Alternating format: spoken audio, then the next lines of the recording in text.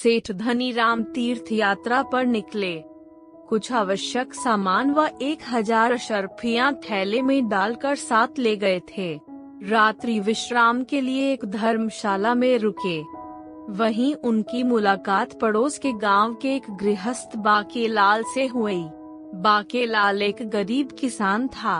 धर्म कर्म में भी उसकी रुचि थी और वह भी तीर्थ यात्रा के लिए ही निकला था। धर्मशाला में ही एक आदमी एक कोने में पड़ा कराह रहा था। दोनों यात्री उठकर उसके करीब गए। उसने इशारे से समझाया कि वह 4 दिनों से भूखा था। इतना सुनते ही सेठ धनीराम कन्नी काटने के इरादे से बाकेलाल से बोले, मैं बहुत थक गया हूँ और मुझे नींद भी आ रही है। तुम देखो क्या माजरा है। मैं सोने जा रहा हूँ, कुछ जरूरत होगा तो बताना। सेठ धनीराम तो सोने चले गए। बाकेलाल ने पहले उस आदमी को भोजन कराया जो उसने कल के लिए बचा रखा था। उसे भोजन कराकर बाकेलाल को आत्म संतुष्टि का एहसास हुआ। भोजन के बाद भी वह आदमी लगातार कराह रहा था। बाकेलाल ने उसे छूकर देखा। वह आदमी भीषण ज्वर से तप रहा था। बाकेलाल ने सेठ धनीराम से उसकी हालत के बारे में बताया। सेठ ने रूखेपन से कहा, इसमें मैं क्या कर सकता हूँ, मैं कोई वैद्य तो नहीं। सुबह भोर में ही धनीराम आगे की यात्रा के लिए प्रस्थान कर गए और बाकेलाल ने उस आदमी के इलाज के लिए उसके पास जो थोड़ी पूंजी बची थी सभी खर्च कर दी। अब उसके पास आगे की तीर्थ यात्रा के लिए पैसे नहीं बचे थे। सो मन ही मन भगवान से क्षमा याचना करता हुआ अपने घर वापस आ गया। कुछ ही दिनों बाद सेठ धनीराम भी तीर्थ यात्रा कर गांव वापस आ गए। चारों ओर सेठ जी के दान के ही चर्चे थे। 1000 अशर्फियों का दान कोई कम थोड़े ही था। बहुत दिन बीते, सेठ जी का देहावसान हो गया।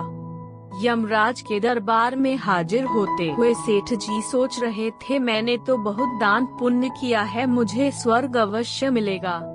इससे पहले कि यमराज कुछ फैसला सुनाते, यमदूतों ने बाकेलाल की आत्मा को यमराज के सामने पेश किया। उसे देखते ही यमराज ससम्मान उठ खड़े हुए और यमदूतों को हिदायत देते हुए बोले, इन्हें सम्मान सहित दिव्य रथ पर बैठाकर स्वर्ग में पहुंचा आइए। सभी देवता इनका वहां इंतजार कर रहे हैं। सेठ जी विस्मय से बोले, महाराज शायद आपसे कोई गलती हो रही है। यह बाकेलाल तो अपनी यात्रा भी पूरी नहीं कर पाया था, जबकि मैंने भगवत दर्शन के साथ ही 1000 अशर्फियों का बड़ा चढ़ावा भी भगवान को चढ़ाया था। इस हिसाब से तो स्वर्ग का हकदार मैं ही हुआ ना। यमराज मंद मंद मुस्कराते हुए बोले, मूर्ख मानव, इन तुम्हारे अशर्फियों का हम क्या करें? क्या तुम अपने आप को इतना सक्षम मानने लगे हो कि तुम हमें कुछ दे भी सकते हो? करुणा दया प्रेम जिस हृदय में होता है, भगवान का वास भी वहीं होता है। वह हर पल तुम्हारे साथ होता है और तुम्हारी हर हरकत पर उसकी पैनी निगाह रहती है। धर्मशाला में तुम दोनों की परीक्षा स्वयं भगवान ने ली थी, जिसमें तुम अपने निज स्वार्थ के कारण अनुत्तीर्ण साबित हुए हो, जबकि बाकेलाल अपनी सहृदयता के कारण भगवान का प्रिय बन गया है और उन्होंने स्वयं ही उसे अपने पास बुलाया है। धन संपत्ति और रुतबे का रौब दिखाकर तो तुम अपने लिए संसार के सभी भौतिक सुख खरीद सकते हो, लेकिन स्वर्ग का टिकट नहीं।